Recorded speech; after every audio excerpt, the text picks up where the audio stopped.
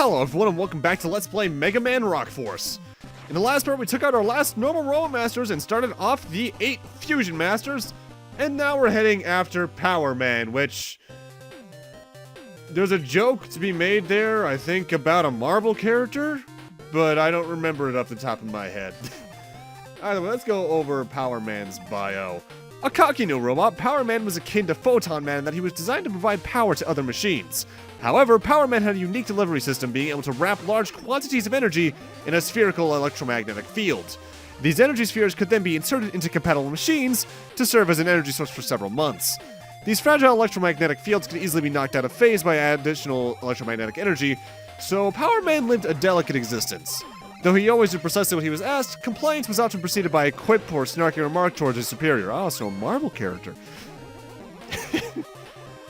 His fellow workers appreciated his personality, but his boss wasn't nearly as smitten by him.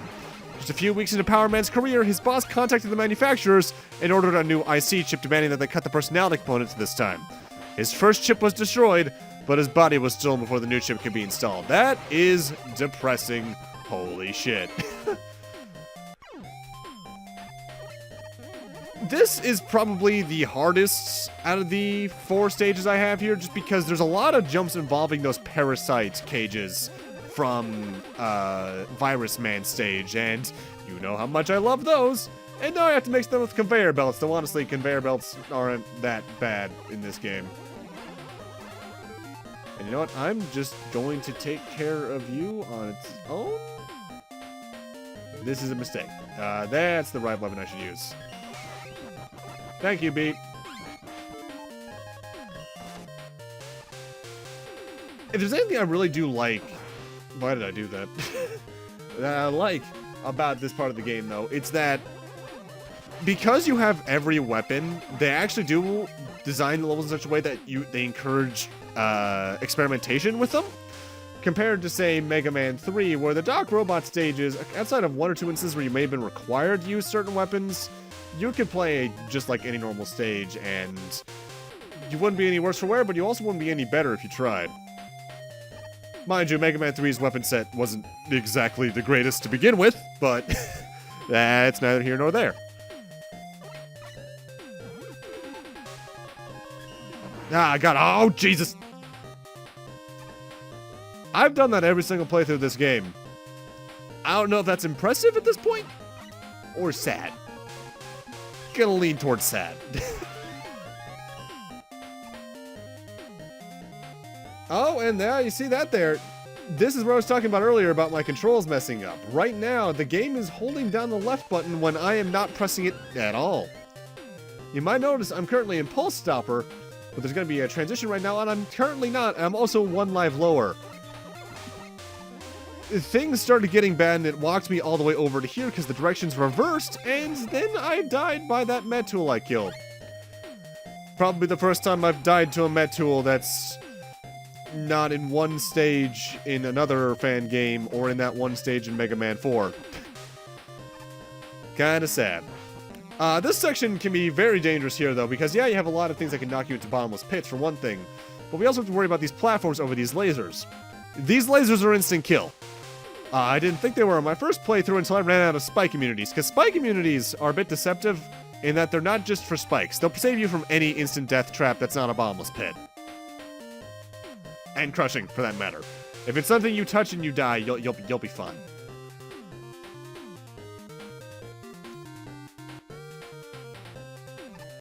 This in particular is the jump that killed me a lot on my first playthrough, because you have to carefully platform between these.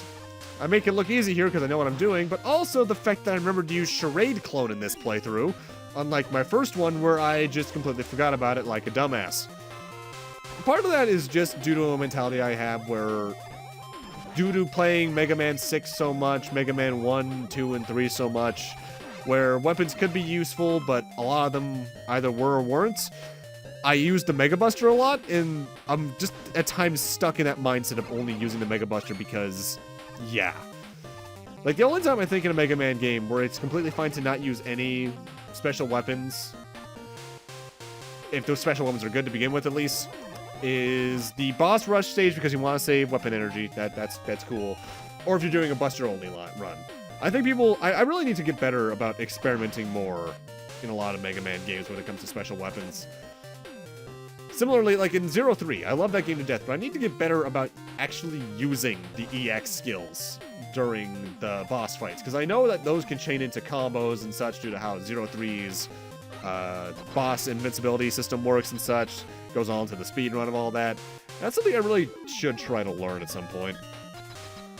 Either way, it's time for Powerman to get out the pull stopper, that's what he's weak to, and this fight's a bit unique. He's on the top of the screen up there. We can only touch him by either bouncing our pellet shots off of the 3 green things, or by shooting a pull stopper up at him. He has 3 attacks. The bottom thing, which is on the far right, is just a spike thing that moves left and right. The middle one is the projectile on the far right that'll just kind of shoot periodically at a point where it's probably not going to touch you. And the one on the left is a laser that fires straight down and does a good bit of damage. Due to the pull stopper's rapid fire capabilities, that fight can go by very quickly or very slowly depending on how safe you're trying to be. And with that, time for our next one. Time for Flareman, who... God, that's such a cool name. As for his bio, also known as the Flaming Ricochet, Flareman was a top contender in the first annual robot tournament due to his ferocity and size, but poor maintenance eventually cost him a chance at the finals. Though the tournament turned out to be a ploy for world domination, Flareman did not consider himself fortunate, feeling robbed of a potentially glorious battle with the famous Megaman. Oh, Mega Man 6 reference! That makes me smile. Since his creators couldn't afford to restore him to his full capacity, he was forced to take up work guarding an oil refinery deep in a remote desert. So ashamed of his loss, it is often rumored that he somehow managed to crush his own IC chip before going offline. Holy shit, that's metal as hell. What the hell? Now, Flareman stage actually has one of my favorite gimmicks just because I've always liked this kind of stuff. Whenever you step on these particular platforms that look like they're tubes, flames sprout out of them after a second, so you need to keep your up on your toes and keep moving. Unlike me like an idiot who decided to stand still there for some reason. Out of all of the 8 stages, though, this is probably the least memorable to me, just because it doesn't do as much interesting compared to some of the other stages. Kick-ass drum beat in that music, though. Actually, now that I think about it, the background's kind of similar to Tomahawk Man stage, huh? Multiple Mega Man 6 references, maybe? I mean, if there is, I'll take it. Love that game. I mean, that's kind of a no-shit Sherlock mode if you've watched this channel for a while, but god dang it, I'll take what I can get.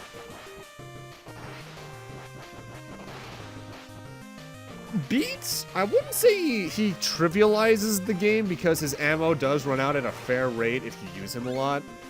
But I will say he definitely makes moving at a slow pace a much more feasible thing for this game. Because you can just take your time and just not worry. And there go my controls doing the thing again. To the left, to the right, to the left, to the right, to the left, to the right, slide to the left. We got a weird little obstacle here. These weird volcano enemies, they shoot up one of the flame enemies from Fireman stage. I want to say they're called Change Keys or something. Hell if I remember Mega Man enemy names that aren't Sniper Joe, Metul, Metar, or any of the Battle Network viruses, really. The only reason I know them is because they show you the name. It's weird. Like, I love this franchise, but the names of the Mega Man enemies just never really mattered that much to me outside of the really celebrated ones. Just because, for the most part, they're there in each game for what? 2-3 stages at most per enemy? For the most part. So there was never much point to it to me.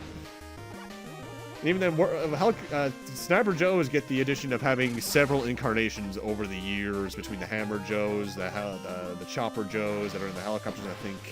Is that Mega Man 5 and Napalm Man stage in particular?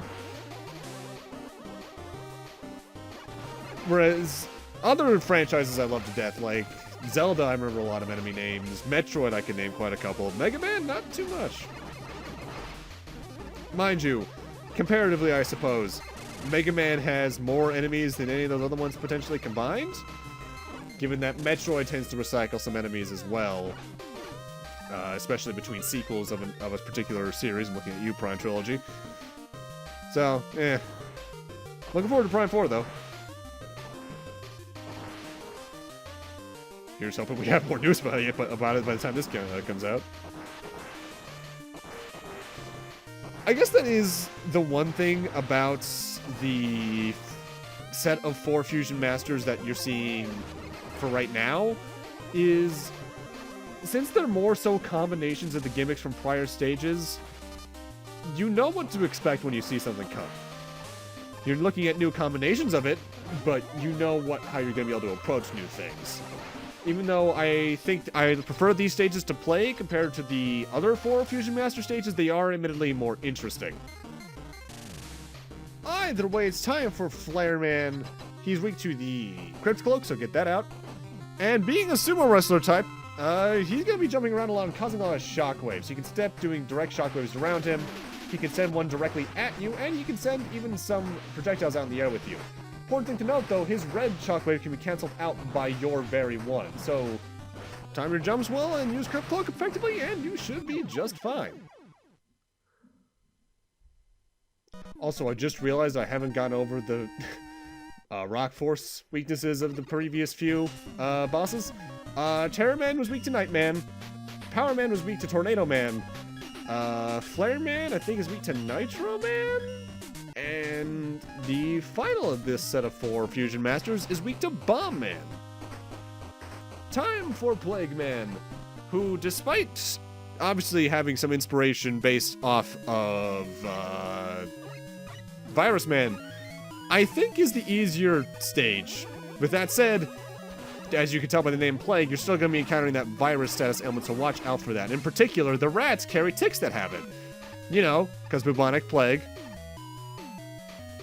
History jokes make me smile. And also very depressed because that killed a third of Europe or something ridiculous like that.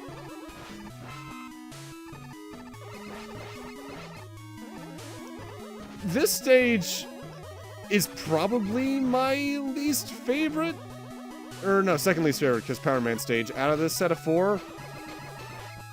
Although it has probably my favorite musical track. I love this song.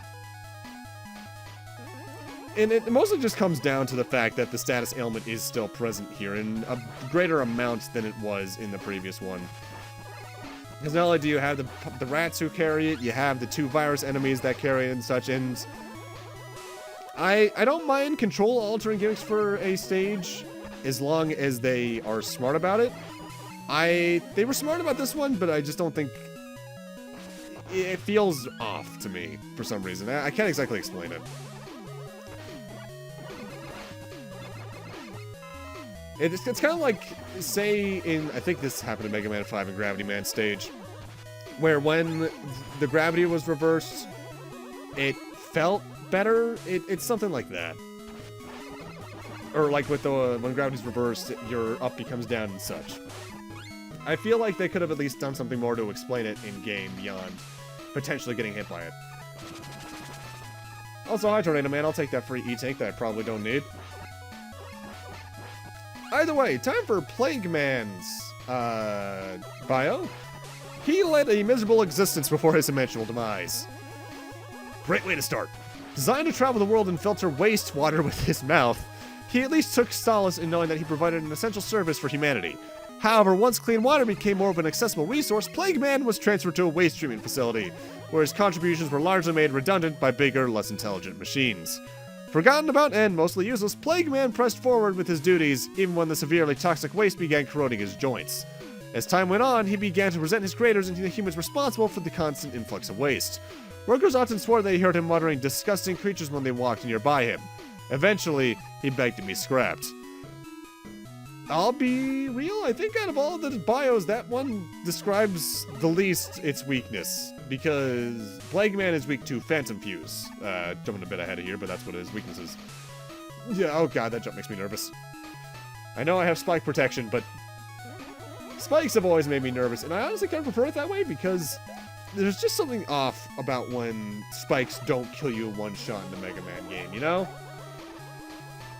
That's why I set the difficulty to what I did, because it just doesn't feel right otherwise.